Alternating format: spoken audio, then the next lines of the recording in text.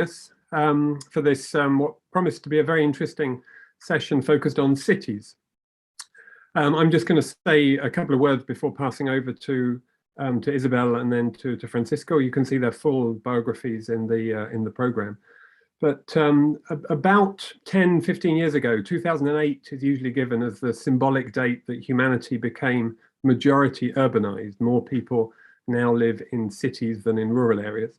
And there's a number of reasons why we should be particularly concerned about cities in relation to climate change. Most obviously because there are lots of people in cities and a lot of concentration of people in cities. And that translates to a significant concentration of damage or effects of climate change, significant change of costs and potential costs, and a significant concentration of potential media coverage. So when there are events in cities, people hear about them a lot. So there's a particular SDG 11, also focused on sustainable cities, that provides the obvious point of connection between climate change and the SDGs in relation to cities. And we've got two fantastic speakers who are going to give us something of a global overview of these themes. To start with, Isabelle Anguelovski, who's the director of the Barcelona Lab for Urban Environmental Justice and Sustainability in Barcelona, who's going to speak first, followed by Francisco Estrada, who's the coordinator of the Climate Change Research Program at the National Autonomous University of Mexico. Francisco is joining us from Mexico, where it's very early in the morning, so we're particularly grateful to you, Francisco. Thank you for making the effort to get up so early and join us. I'll hand over to Isabelle first. Each of the speakers, I'll warn you if you get to 20 minutes, but we'll see how the timing goes, and hopefully we'll have plenty of time for questions afterwards. So thanks very much indeed. And go ahead, Isabelle, the floor is yours. Thank you. Thank you very much, Michael and Carlos, for inviting me, for closing the academic summer month with this really great and engaging symposium.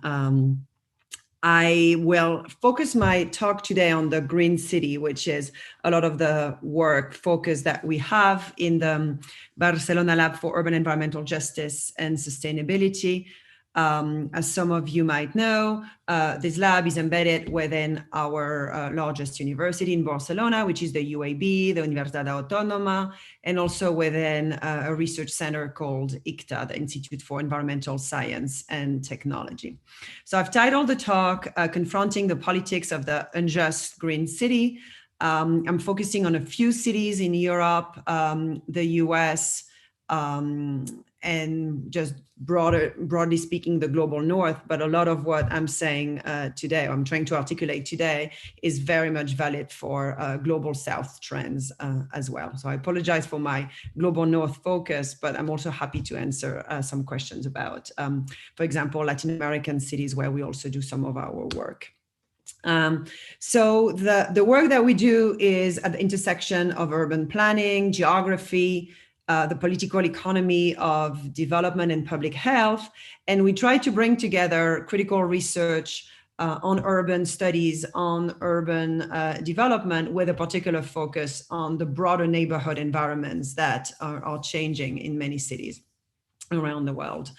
Some of our focus is on climate change, but not only. It's about greening in general, greening as a kind of multi-purpose function or agenda or vision these days in cities, which is also embedded in other dynamics of financialization. For example, models of urban development that are driven by land use change, land use revaluation, increased property values, etc., and that are also creating unequal benefits for residents. Not always kind of this vision of the green city as a city with benefits and values for everyone living in the urban environments. So the question that I want to ask for this talk is the following: how can green cities be truly just and emancipatory for all, rather than a driver of new social and racial injustices? And basically, how can we move from urban greening being embedded in the politics of unequal redevelopment, competitive urbanism, and land speculation? And I'm just going to try to develop this argument focusing here on the following, let's say, hypothesis that I build in my research, which is that green infrastructure, as it is now being expandingly as a subject and an object of urban practice, now have become what I call a green LULUs, a green locally unwanted land use. We can talk about projects like parks, garden, greenways, any type of climate proofing infrastructure, but some are also referring to green LULUs from the point of view of transit infrastructure, sustainable mobility infrastructure. And here a green LULU is a green locally unwanted land use, thinking from the point of view of the planning literature as a type of land transformation that in the planning literature used to be seen as a negative land transformation coming from toxic industries, waste sites, refineries, any different type of kind of toxic or brown use. Here I'm building on this literature, making these puns, thinking, well, actually greening can also become a LULU, a locally unwanted land use in racially mixed and working class neighborhoods, and thereby create or recreate new environmental health and climate inequities. So where do we start? Why did I become interested in that type of research, and what are kind of the main premises behind this research? Well, it's about the idea of green privilege and moving from green privilege to environmental and climate gentrification. If we think about historically what's happening in cities in relationship to residential access to green space, we see, and here is an example from LA, that there is an inequitable access to green space by race in many American cities, but it's also true in European cities. And that has particular ramifications for health and well-being, knowing that green spaces, for example, is associated with lower risk of all-cause mortality. So being less exposed, having less access to green space is actually a risk factor for lower health. And then moving from, let's say, this historic legacy of many racial minorities and lower income residents having less exposure, less benefit from green space, we are seeing recently some new trends over the last 10 years of something called environmental gentrification, which is basically the development of green spaces throughout the city that can lead to the displacement or exclusion of the most economically vulnerable population while espousing an environmental ethic, as Sarah Dooling basically posited a decade ago. And how do we study green gentrification, or how do we see it? Basically, what we see is that the large scale and often small scale redevelopment of industrial sites, vacant spaces, underused areas into green infrastructure is also embedded in a form of unequal access to those infrastructure. This is an example from Nantes, for example, over the last few years has seen, and I'll show that in some graphs later on, an increase of green gentrification, something that showed how green spaces like this one, which is called the Jardin Extraordinaire, the extraordinary garden, is embedded in a form of green capitalism, green financing, where industries are meant to invest in those projects, are meant to contribute financially to their realization, being able then to make a profit out of them, tax breaks, different types of return on investments that municipalities themselves are basically laying out for different types of investors. We see this also in Barcelona, where I live, through a lot of the green corridors and the new longitudinal spaces that are being built to the city. Here, for example, in Passeig Sant Joan, the remodeling of this large avenue in 2014 has also created new incentives for investors, as some investors told us has become an excellent opportunity to invest. So what is in practice, because I'm just giving you some examples here and there, what is in practice the scope of this new type of green injustice and green gentrification in particular? How do we measure it through our research? And what I want to say here is that displacement and dispossession coming from greening cities in the way that nowadays many global cities are greening their spaces are financial, physical, and social cultural. So if I go from the financial, how have we studied this? First of all, in 2018, we released this Green Trajectories report based on 99 cities where we focused on the green history of those 99 urban areas and the ways in which greening has become embedded in urban planning.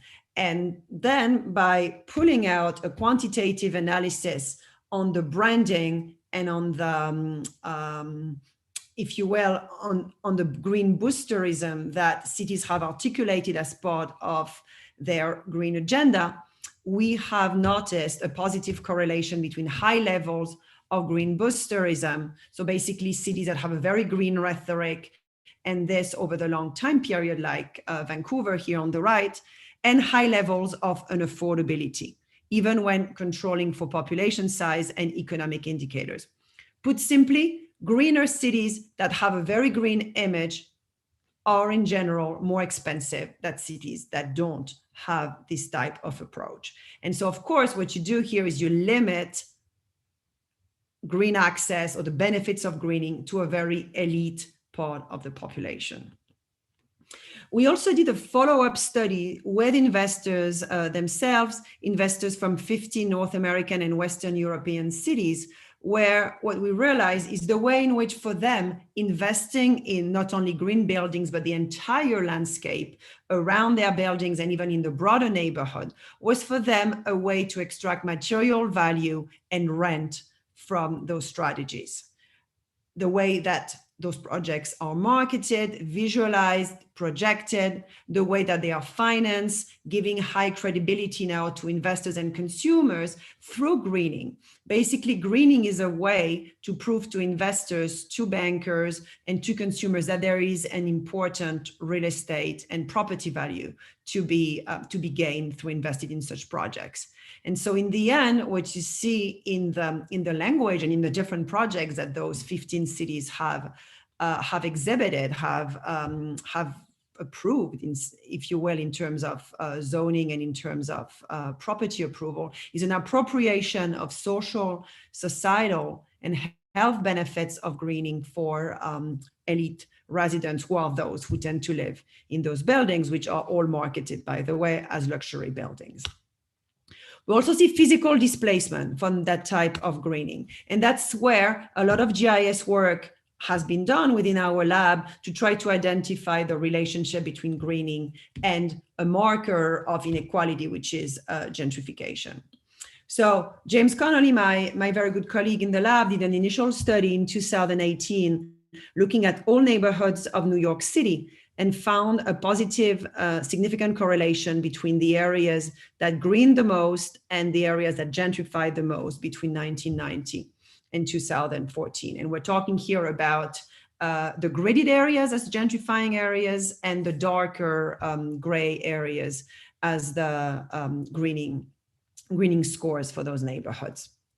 We also did a pilot study of local green gentrification through the entire city of Barcelona, zooming in at new parks and newer green areas built from 1990 to the financial crisis. So we are talking here about those 18 spaces that you see in the city. And what we found is that approximately 60% of the new green areas were associated with either moderate or strong green gentrification, and that these processes tended to take place more in post-industrial waterfront areas where there was a significant loss of residents from the global south, working class residents, people with less than a college degree. So basically people who are more exposed to higher property prices, which is again this trend that has to do with green valorization, green revalorization. And then we just finished an analysis that we are sending out now on patterns of green gentrification in 27 cities. So Barcelona, we updated our initial study of Barcelona to look from the 1990s all the way to the end of the 2010s. And what we could see, for example, in Barcelona on the left, you can see it kind of halfway through the table, is that there's a sustained green gentrification throughout our entire study period, which is 1990 to 2010, with a recent increasing trend, meaning that the more recent greening of the city, which is very much embedded in creating green infrastructure in many areas of a very, very dense municipal area, is very much linked to gentrification. We also see sustained gentrification through an entire study period, in the top cities on the left: Atlanta, Louisville, Seattle. We see it also more in the 1990s in places like Vancouver, San Francisco, or Boston, Washington, DC as well. And then we see for some of them a much greater green gentrification in the more recent period in the bottom left. So for example, Austin, Montreal, Nantes. It's very interesting here because you see places like Nantes, which are cities that much more recently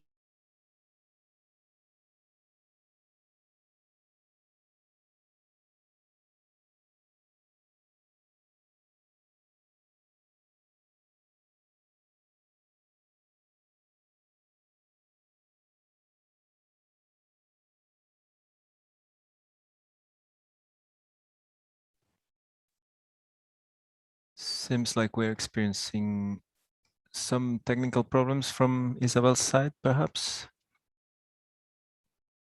Yeah, thanks, Carlos. I wasn't sure if it was just my connection or hers, but I think it might be hers. This happened earlier when we were talking, and she came back after a couple of minutes. So, oh, there she is. Isabelle, great. You cut out for a moment, but it's good to see you back again. If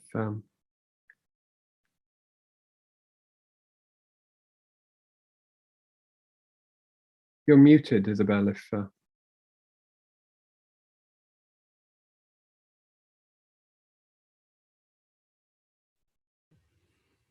me share my screen again. I'm sorry about this. I don't know what happened. Okay, I'm back.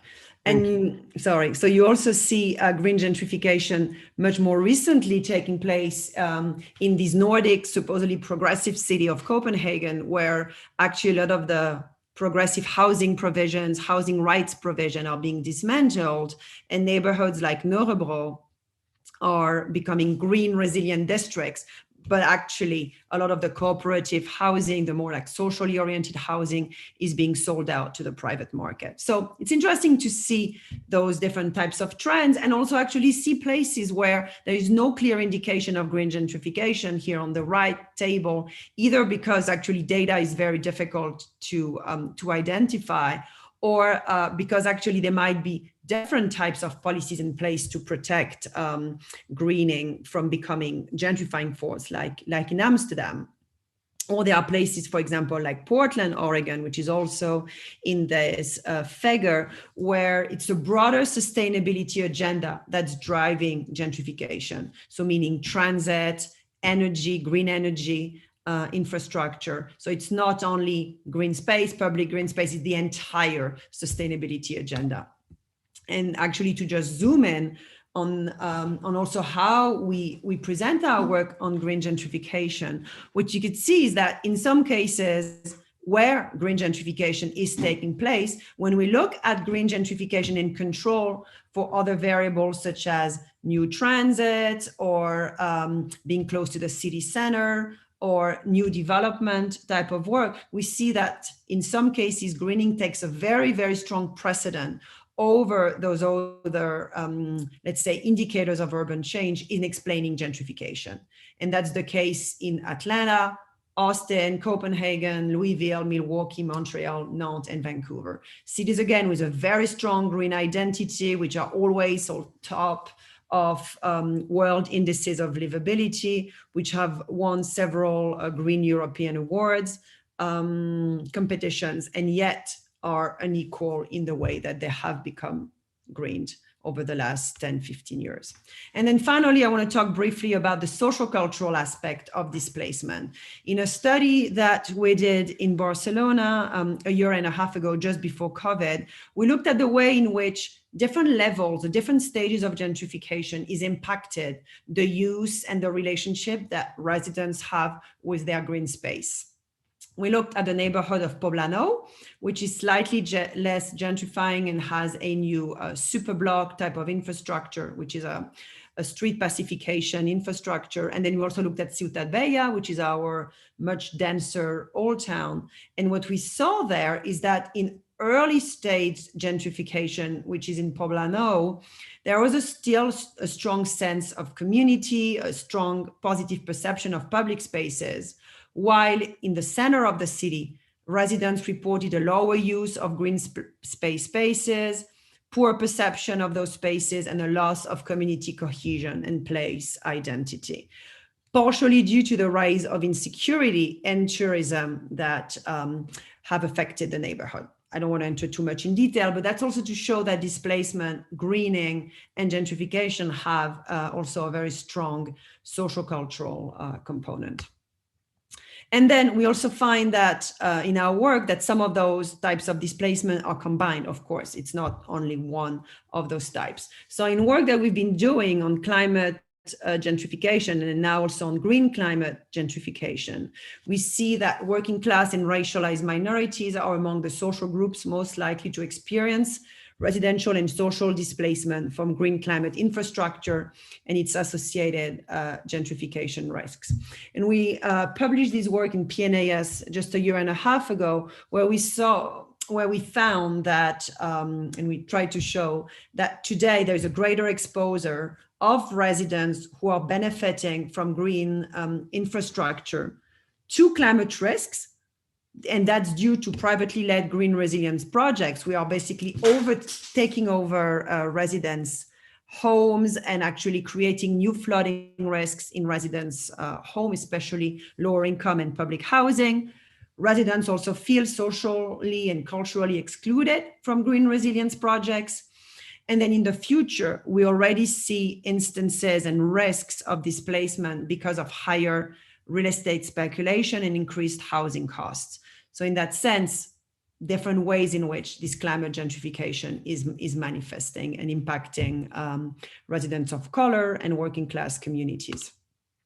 In Philly, we've also studied it from a more GIS, from a more spatial standpoint. And what we have seen in the city, you can see in the polygons, the areas where gentrification has taken ground the most from 2000 to 2010. So that's the darker blue polygons.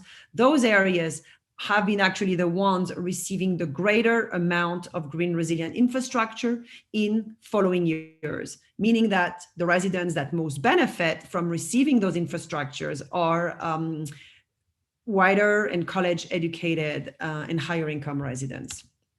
And then what we have also noticed, and that's part of the research that our doctoral student Galia Chokri conducted as part of the Green Lulus project, is that areas that have lost the greatest percentage of Black residents, which is on the left map, and the areas that have, the areas that have gained the most in Black residents and in Latin and Hispanic populations over the last 16 years, which are the darker red areas, are the areas where the lowest percentage area of green resilient infrastructure has been added, meaning those residents have been displaced to areas that have received the least amount of protective greening for confronting the impacts of climate change, including flooding and heat island effects.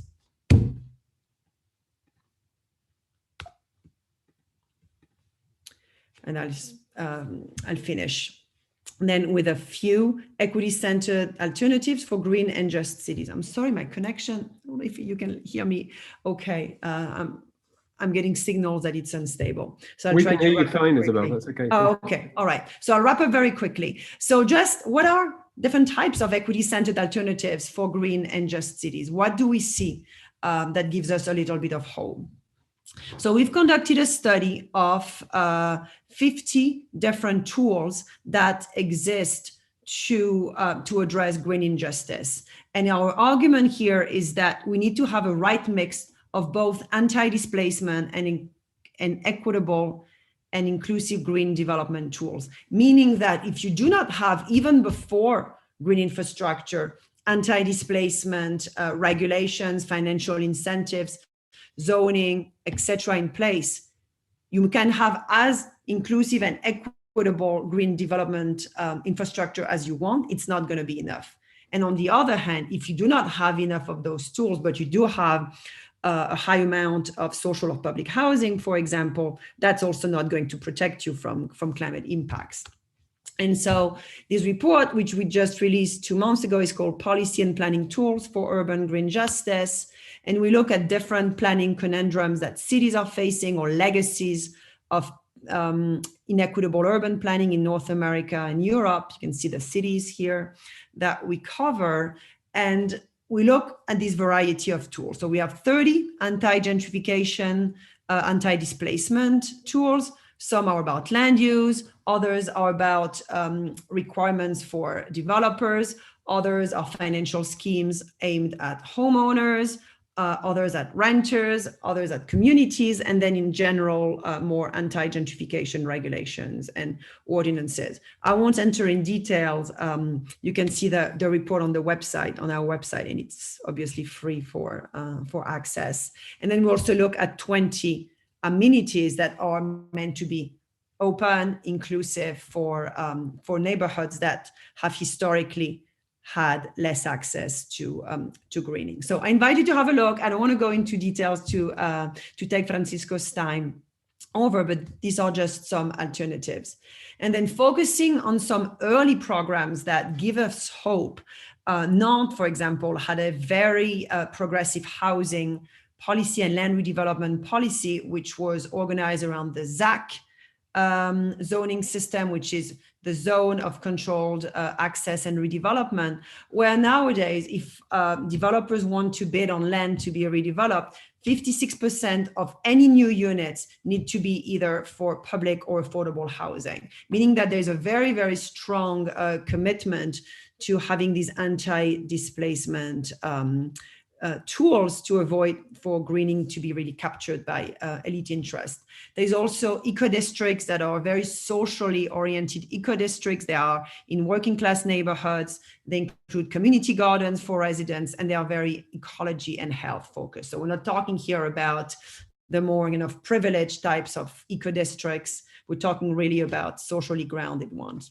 That's an example of the city of Nantes. And in the center, you see this green area called the Ile de Nantes, the island of Nantes, that has been fully redeveloped and really puts a lot of emphasis on housing and on greening at the same time. And yet, in most recent years, Nantes has seen projects like the one I was describing, the Jardin Extraordinaire, this extraordinary garden, which costs 50 million euros and is already linked to displacement dynamics. So even there, this is not enough.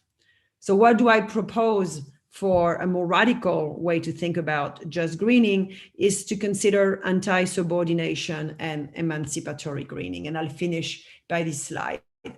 In a way, especially considering racialized and exclusionary dynamics of urban redevelopment in the US and in many European cities, we need to think about greening in ways that can question experiences of domination, subordination, racial stratification, and oppression, articulate and build emancipatory spaces that are at the intersection of land, resources, and nature, and also propose new institutional arrangements and social cultural practices that are controlled by historically marginalized groups. What do I mean here? I mean, really thinking about reparative policies, a form of greening like what's being done in Washington, DC, to move even beyond some initiatives like this one I have on my slide, which is the 11th Street Bridge Park project, a new green park that actually is meant to be across two areas of DC, the west and the eastern side of the Anacostia River,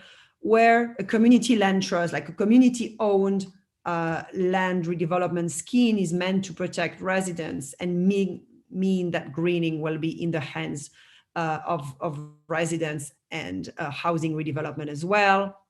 I'm talking here also about right to place and right to return policies, like the one that also the city of DC is trying to establish, and even land reparations for African Americans. There is a lawsuit that's called the 2018 gentrification lawsuit that has been filed against the city to repair and compensate residents for displacement in the context of urban renewal, segregation, and just segregatory policies affecting African Americans. So I just invite you to also have a look at what's happening in Washington, in places also like Portland, Oregon, and focus on these more reparative and abolitionist greening that can address trauma, loss, and invisible practices also by racialized and working class residents.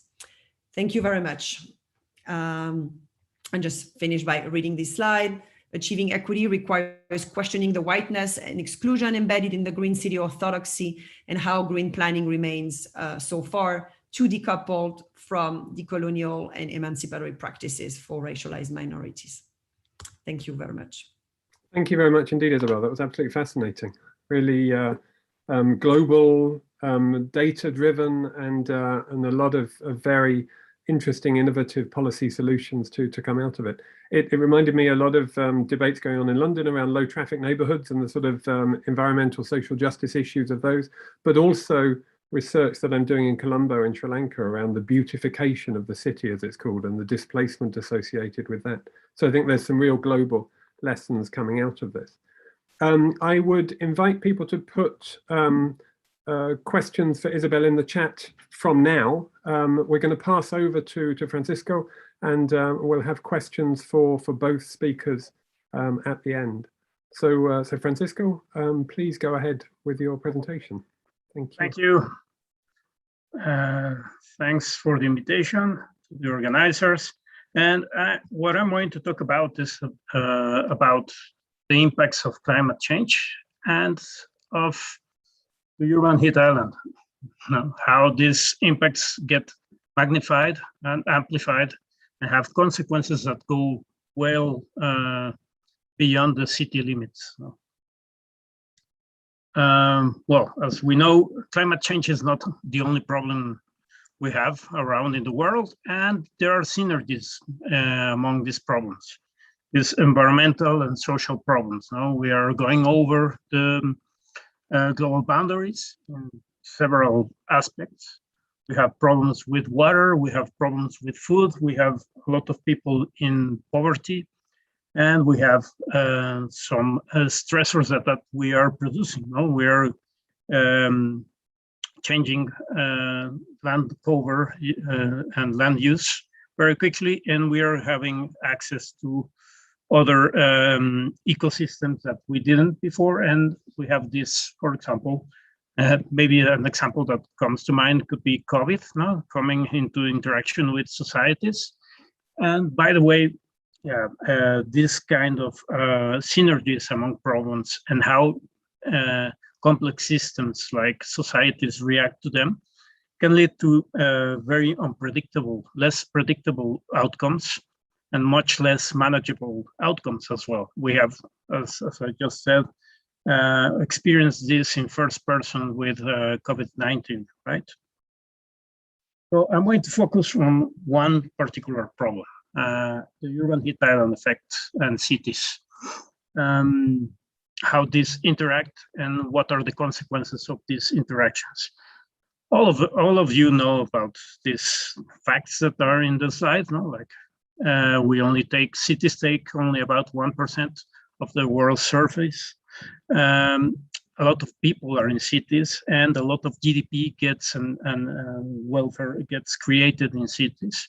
About 80% of global GDP occurs in cities. They demand about 60 to 80% of energy. They are responsible for most of the emissions. And they put pressure on places nearby and far away from cities regarding the ecosystems and natural resources to get their needs satisfied. And we have this convergence of diverse socio-environmental risks, which tend to scale with city size. One of these risks is the urban heat island effect. What happens there when you go from rural area to city area? You get this urbanization. You change the local balance of energy, so you're changing locally climate. And this has a lot of consequences regarding, for example, precipitation, but also impacts on how people are affected by these changes. Now you have a lot of people, for example, having problems with heart disease and these kind of things because of heat waves that get amplified when you have the urban heat island effect. And this is not minor. No, this is not like a few degrees. It's really important. Here we have a comparison between global warming.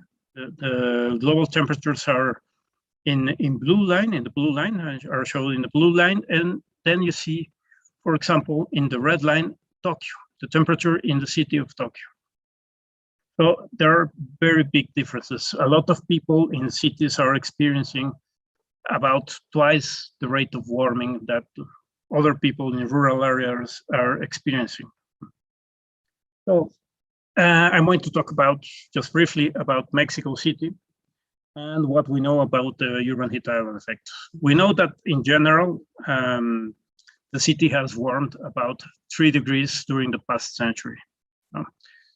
And this, as Isabelle was showing us in her presentation, this is not like distributed evenly around the city. No, if you take a look at the left side of the slide, we can see the distribution of the urban heat island effects in temperatures in Mexico City. Sorry about the Spanish over here, but well. And if you see these municipalities on the right side of the map, these municipalities are the poorest and more marginalized parts of the city. And they have less access to health services, education, and in general, all kinds of services. And for example, the map in the middle is the risk. Sorry, I have some problems with my cat. This is home office, sorry. And this is the risk of people having the effects of heat waves, maximum temperatures. No, so this is if you take a look at this map and at the map of the urban heat island effect, you can see that these spatial patterns are highly correlated. So we can make like the short connection between urban heat island and risk some people might get from high temperatures. And in the right side, in the right map, and in the map at the right, we have the classification of microclimates in Mexico City. We have 4 different types of microclimates. And if you see, these climates go from this kind of how you say this, like part of the city, then you have in the middle part of the city a different climate, and then you have closer to the mountains a different kind of climate, and over the mountains a different climate. So we have 2 things defining the climatology in Mexico City. One is orography, altitude, and the other is what we do with land use. These parts that have the highest urbanization and less green areas are the ones that have, of course, a bigger effect on urban heat island effect of urban warming. So this is from a study we published like 4 years ago. And here, this is the first study looking at the synergies between local and global warming. We took a sample of almost 1,700 most populated cities in the world. And what we see is, of course, what I was talking about a moment ago, is that people, a large fraction of people in the world are experiencing much larger warming. Here on the left, we have an example of this. If you take a look, this is a distribution, probability distribution of changes in temperature, for example, in 2015. If we don't consider the urban heat island effect, we have this black line. And if we do consider the urban heat island effect, we would have this, this other black line. And for example, for the median city, you would go from about 1 degree warming to about 1.5 degrees. This is not so big for the median city, but for the most populated cities, you would be at the end of this distribution, the right end of this distribution. So you go from about, again, like 1 degree Celsius to more than 2 degrees in 2015. If we add global climate change to this, you can look at the what is this, like orange line now in 2050. You can get in the most populated cities about 3 or 4 degrees more warming. And at the end of the century, this for the most populated cities can go over to 7, 8 or more degrees Celsius. And this really has an impact on what the consequences are in the cities. Just taking as example the economic impacts of climate change, you can see that, for example, here in this table, this is the impacts of climate change, of only global climate change. This is what you would get. These are the impacts of the urban heat island effect alone. And this is the total, for example, for the RCP 8.5, this high emission scenario. So the total, if you see, is much larger than the sum of the global climate change and the urban heat island effect. Actually, the urban heat island effect is about half of the impacts of the global climate change in these cities, in these global cities. But for example, at the total, like taking into account global climate change and the urban heat island effect, you get much more than twice the impacts of global climate change. This is important in 2 ways, because before this paper, urban heat island wasn't integrated in the impacts of climate change, and the estimates in the assessments of climate change. And the other part is that if you consider other emission scenarios, for example, even stabilization scenarios or deep mitigation scenarios, if you don't consider the urban heat island effect, you get very misleading results. For example, if you only consider global climate change, you can go from this quantity, which is really big, to this other quantity, which is about 1 order of magnitude lower. But if you take into account the urban heat island effect, you realize that you're going to have way bigger impacts, even bigger impacts that if you didn't do anything about global emissions. So this really puts some pressure on acting locally in cities. And this other thing that is important to see is, for example, if you take this scenario, the RCP 3PD, which is similar to achieving the Paris Agreement. The urban heat island effect, the combination of global climate change and local climate change would be 5 times as big as if you only consider the global climate change. So this is really important. In average, you get like 2.6 times the impacts you would get from global climate change alone. This is a very dark picture of what would happen. But there's also a brighter side. What happens if we do adapt at the city level? What happens if we take, for example, roofs and we paint the roofs white? We do this cool roofs strategies, or green roofs, or cool pavement. Well, what we did here is what happens if cities take at the global scale different policies. For example, policy A, we change half of the total roof area to cool roofs, and we change all pavements to cool pavements. You have here also policy B, 20% change to cool roofs and 50% to cool pavement, and so on. No? Policy C, 10% to green roofs, 20% to cool roofs, and 50% of pavement, to cool pavement. And, well, policy D is much less ambitious, 10% green roofs, 10% cool roofs, and 20% cool pavement. In any case, what you have here is the benefit cost ratio. So for each dollar you spend on these policies, you get, for example, if you have the RCP 8.5 and you implement policy A, you get back almost $15 per dollar you spent on this transformation.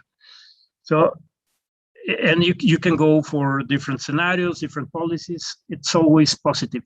You're always getting more money in terms of reduced impacts, on avoided impacts, than what you invest in implementing these policies. Of course, this has to be done at the city level to really have an idea of what's going on, not because here we're talking about global averages.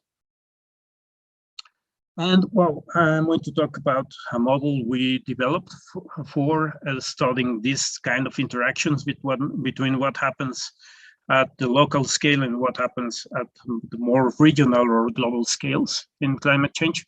This is a model we just published recently. It's claim risk, and here we want to estimate not only the costs but also the risks. And to integrate what happens in cities, for example, we have to go to a model that can deal with spatially explicit estimates, spatially explicit scenarios. So we have socioeconomic scenarios at the 0.5 degrees explicit, spatially explicit scale. We also have projections of climate, precipitation, and temperature. And we also managed to simulate what the urban heat island effect would be in terms of population growth. We have a climate model that emulates all of the GCM models in the IPCC. And we have also component that deals with impact functions, how we translate changes in climate to impacts on the economy. And we have a lot of different functions there that really represent like what we know about the impacts of climate change. We really capture the uncertainty in these estimates. And then we have a model that is used to estimate how the changes in risk levels. And all of this happens at the grid scale of the model. Now, here we have, well, what happens in cities doesn't stay in cities. No, we have what happens in cities really affect the regional estimates and the global damages. Here you can see the estimates at the grid cell level of economic impacts. These are in billions of US dollars. And you see there are these kind of freckles, red dots that are cities. Cities are the places where the impacts of climate change become more evident sooner, no? And well, here we have what happens. Without urban warming for the US, if we take into account the discounted economic cost of climate change over this century, and we express this quantity to be more easy to imagine what that means as a percentage of the region's GDP. For the US, climate change without considering urban warming would be equivalent to losing about half of the current GDP. If we do consider the urban warming, this is like twice the size. It's like 90% of the current GDP. Something similar happens in the European Union. Half of the GDP, that will be similar to what gets lost because of climate change. And it goes over one full GDP of the European Union, if we consider the urban warming. And for Africa, the thing is even more dramatic. No? And as I was telling you, in this model, we are concerned about the risks of climate change, of local and global climate change.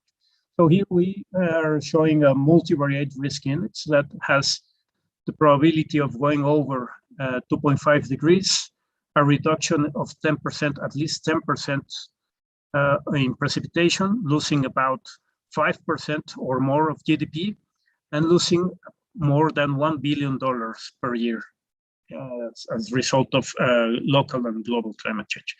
If you see, you can see again these freckles that get bigger and bigger. So impacts and risk are going to be felt, or are being felt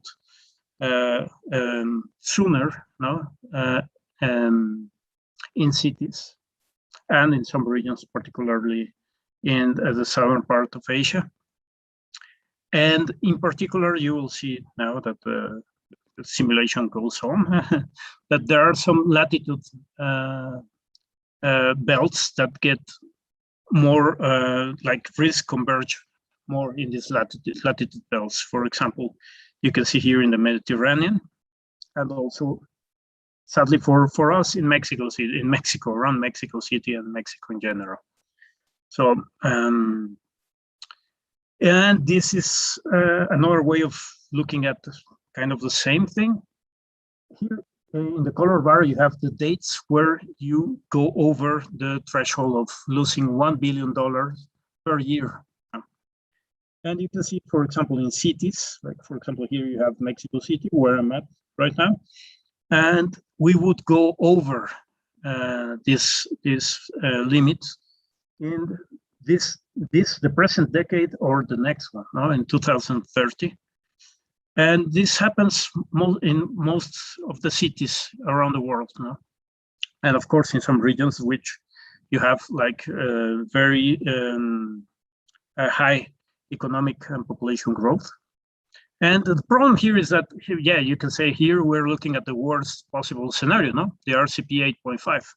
Yeah, what happens if the world continues with the negotiations we have now and the NDCs are achieved? Well, things do not change that much. Now, if you go from here to here, cities are going to experience, big cities particularly, are going to experience large changes, large impacts in the near future, or are already experiencing this. And if you go from this middle of the road mitigation effort to very deep mitigation effort, you still have some problems. You still have this risk. This risk doesn't go away, do not go away as fast as we just mitigate, and that's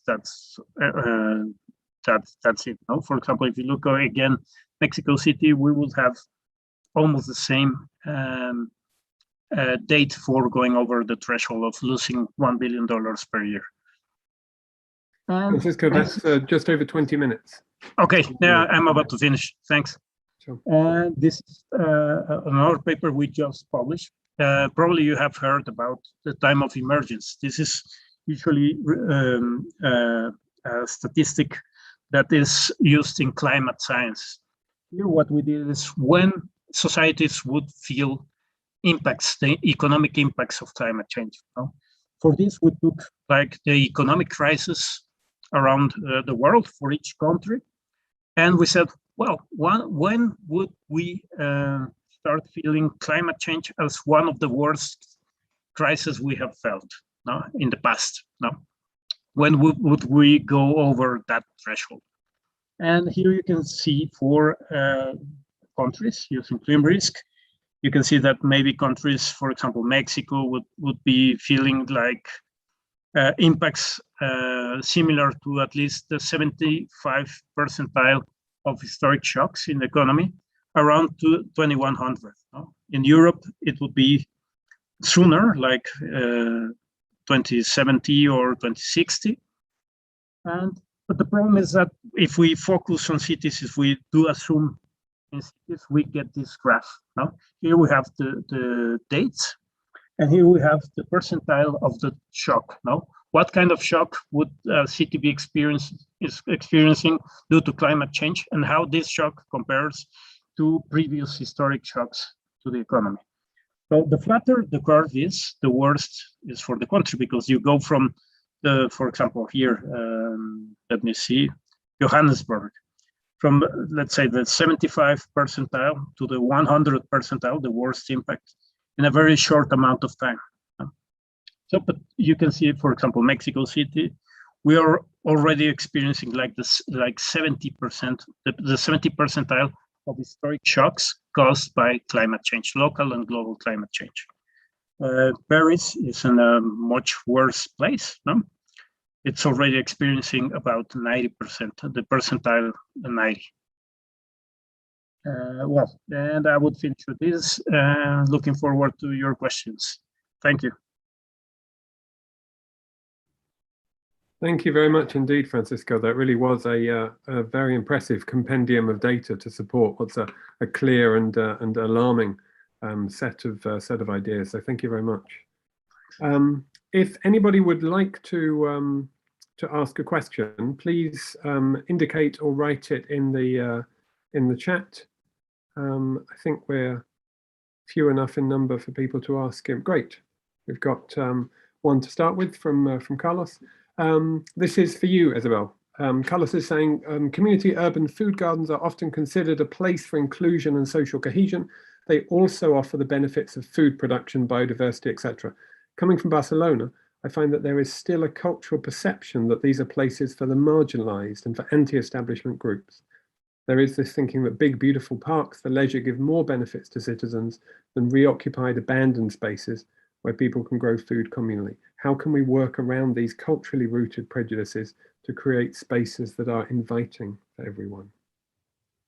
It's a lengthy question. No, I think that's a very on-point question, especially considering Barcelona, Carlos. I mean, I see two trends. I see the ones in Spain where cities are extremely dense, where there is not as much vacant land, but where there is also some institutionalization of vacant land conversion to community gardens. So in that sense, you have kind of this pressure on land. You have demand for housing, which are not always justified because you also have a lot of vacant housing throughout the city. But anyway, you're absolutely right. What we are seeing is a lot of bulldozing now of community gardens to be replaced by hotels and student residences. In Poblenou, that's being the case, for example. And I know that in Barcelona, they are, and I would say maybe in Southern Europe, they are kind of seen as these places for the marginalized or even for ocupas, no, for squatters. In Northern Europe, you see them a little bit more institutionalized, maybe like in Germany or in France. There are a lot of urban garden programs that are embedded within local rules and regulations. And then I think there are other trends, which is in a way the second trend I wanted to point out, which is in the US, where what we are seeing in places like New York or Boston or Washington is that community gardens are a form of gentrifying green spaces because they are so lush, because they are so large, because there are very strong appealing aesthetics attached to it. Now developers are also marketing condos, new apartments that they are building next to community gardens. And so you have now like, okay, residents coming to us when we did our fieldwork and saying, now as a resident of color, I'm telling my neighbor to stop building a community garden or to stop farming because the garden is going to displace him or her in a few years. And I was really stunned to hear that, because what they are also fearing is not just to be displaced 5 blocks down the street or half a neighborhood away. It's like to an entire suburb, where then they depend on almost non-existent public transit as we have in the US. So anyway, so how do we make them more inclusive? I think that first of all is regulating them in ways that you can have a long-term tenancy over the land, and you can also have different types of uses of them. So where in a way the state supports you to have legal access, but then the norms, the way farming is done, maybe the types of rules and activities can be really from the ground up. I think that's really important to avoid their disappearance. Thank you very much. Yeah, thank you, Isabelle. Really interesting topic. And there's a question from Joaquin de Solano for Francisco. I guess you've read that, Francisco. I won't read it out now if that's. Do you want to take that question? Yeah. Well, thanks, Joaquin. This is central. This is something we have to be able to communicate to stakeholders and to raise awareness, because if not, the worst scenarios are going to come real. No, this is what's going to happen. But actually, for example, we have been doing that. The Climate Action Plan of Mexico City, the new one, is the first I know about that takes into account, at least in Latin America or in Mexico, that takes into account the urban heat island effect. No? And they are trying to implement these things. Actually, we just got a project approved to do this kind of things, like an integrated assessment model for the region of Mexico City and the megalopolis of Mexico City. We also have been working with the federal government in the 6th National Communication. We use this climate risk model to estimate the cost of climate change and what could be done. And so we're kind of infiltrating in this kind of documents and trying to raise awareness. It's a slow process, but we are getting there. Francisco, Joaquim has just followed up. I don't know if you can see that. I think that's a response. Do you want to take that now, since that's an immediate response? Yeah. And I don't quite understand the question, so it. Yeah, I'm kind of wondering about the question, but I think. Okay, I think you're talking about HCFCs or something like this. Combustóleo. Okay, thanks. Well, the thing is, yeah, we're going on the opposite direction. No, this is another problem that we should discuss at some point, which is, for example, in Mexico or in Latin America, I guess, I know, no, climate change kind of occupies like a very high place on speech, no, and what people are saying or the world government is saying. But then when you go back to what is being done, things really are not that positive. Now we have a little action going on, and we have all this, like, now we're trying to reduce emissions from whatever sector, but at the same time we're pushing our oil company to produce more and more, and or electricity company to produce much more energy based on coal, for example. So we have really to start talking about these kind of things. Great, thank you very much. Isabelle, there's a question from Khadija for you. Green safe spaces are also unsafe places where criminality and violence are prevalent, which connects what you were saying about these socio-cultural forms of displacement with the financial and physical. Do you want to take that? No, and I think that you point to something that's very true, and that's also quite intersectional, meaning that if you are a woman of color, your sense of safety in the green space is going to be much different from a white young male, for example, or you have a long legacy of violence and exclusion in green spaces in the US, starting from histories of segregation and really white-driven practices of land ownership, but also use of natural parks, presence in nature, like a lot of lynching, happened in the 20th century in many green spaces in places like Philadelphia, Baltimore, and others. And so there's this deep memory to now also the memories of recent killings of minorities in white space, in more white-dominated spaces, like, for example, that young man, Amo Aubrey, last year while he was jogging in 2020. And so you have this really deep sense of exclusion of unsafety. You're absolutely right. And then for women, it also very much happened.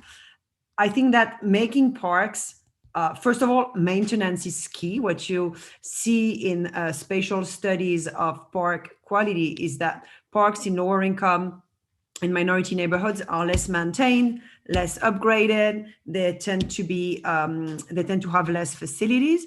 So I think what you need are parks that are active, that are engaging, that have different types of needs being fulfilled. So for kids, for the elderly, for dog owners, for women, like enough lighting. So the whole infrastructure and aesthetics need to be inclusive in different needs and different identities. And then you also need to invest in form of community activities, like make sure that after school programs, daycares, elderly homes can also make public use of those spaces and have really organized activities, like making those spaces also places of occupation. Like literally these spaces need to be occupied by institutions that feel they also have a sense of ownership on them, so that other uses, like negative uses, can move away. Thank you, Isabelle. There's a question from John for both of you. I won't read the whole thing out, but Francisco, I guess you've had a chance to read it. It's essentially asking for examples of cities adopting particular policies to respond to the things that you've been addressing. So Francisco, if you address that first, and then I'll pass back to Isabelle. Yes, I don't have any example of cities that have been successfully addressing this problem, but probably Isabelle will have. But I want to comment to say something about this. For example, in Mexico City, a study we did for this climate action plan, what we found is that the poorest neighborhoods, where the urban heat island effect is larger, or up to 5 degrees, 4 or 5 degrees, are the neighborhoods where more the population is going to change most. The dynamics of demography, we're going to have elderly people over 60 years, 65 years, more of them, particularly women, and where they have little access to health services. And if you look at the climate change scenarios for maximum temperature in the year, for example, if you have the maximum temperature in the hottest day of the year, the projections for the RCP 8.5 scenario for the area that covers Mexico City are up to 6 or 8 degrees more. So I live here now, so it's really hard to imagine for me having the warmest day in Mexico City and then put 6 or 8 degrees over this. I don't know how, for example, the metro service would work. I don't know how people could really respond to this. And if, for example, we take as an illustration what just happened in Canada, in Lytton, that you get like a heat wave once in 1,000 years, or I don't remember what's the estimate. But imagine on top of that, you get a heat wave. So it's really something that we need to address. Now, going beyond gentrification and the social inequalities that this can bring, we need to address this really soon. We really need to change how the city how the city looks. We need more green areas. We need to recover water bodies, and we need to implement things as easy as paint your roof white, use cool roofs. And even more important, Mexico City is just a little part of the whole metropolitan area of Mexico City. A lot of urbanization is going on. So we have to really learn what not to do, and not to reproduce the same mistakes we have done in the past. Thanks, Francisco. Isabelle, do you have any examples for John? No, I want to just pick up on what Francisco was saying, because oftentimes we think about cities from the point of view of the main urban core and the municipality that drives a metro area. But in many cities around the world, the metro area is actually the one that is incredibly vulnerable, because a lot of low-income residents have been moved to the metro areas, and I'm including parts of Barcelona as well. But a lot of the financing, a lot of the measures for climate adaptation are going for the center. This is also where investors are kind of seeing a good place for them to be, as I was trying to say at the beginning of my presentation. So that's just one call for thinking about climate justice from the point of view of metro areas. An example of a place that's doing it quite well, and that's the one I know the most, is Barcelona, which has something that's called the Climate Refuge Initiative. And the city is building now pilot climate refugees throughout the entire city, trying to bring together the social and solidarity economy for building, like literally for the design, the material, the construction, and then the maintenance of those spaces that are meant to function as places for the residents to be and gather and do different types of social or cultural activities during heat waves. And then also spaces of refuge for vulnerable women, for example, for the elderly. And they're also meant to be embedded in the superias, which is this project, the super block project I was talking about, where the city is now pacifying blocks of 3x3 streets, north and west, and then creating those spaces of greening and of anti-heat island effects in the middle of those pacified areas. And they are doing it also prioritizing lower income neighborhoods, and they are doing it in ways where they also have what they call the super blocks of care, meaning that those blocks are meant to be spaces of encounter, support, networking for caring practices. And that's based on Barcelona as now what they are called the caring city. That's one of their main prerogative and vision now.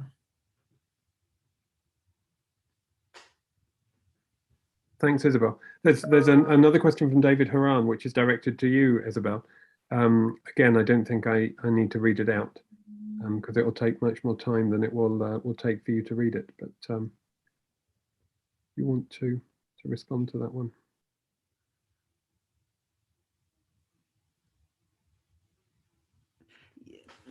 I think you are right when you talk about the bourgeois environmentalism, and especially now what's called the environmentalism of the rich or green privilege. It's really interesting about how greening is very much manipulated as a term, and I'm sure Francisco would know how to calculate this better than I do, but the fact that you live in a green building next to a climate proofing infrastructure, but you still have an underground parking for your your luxury car or your Tesla, or you drive an Uber, or you fly throughout the world. And so being green is very relative.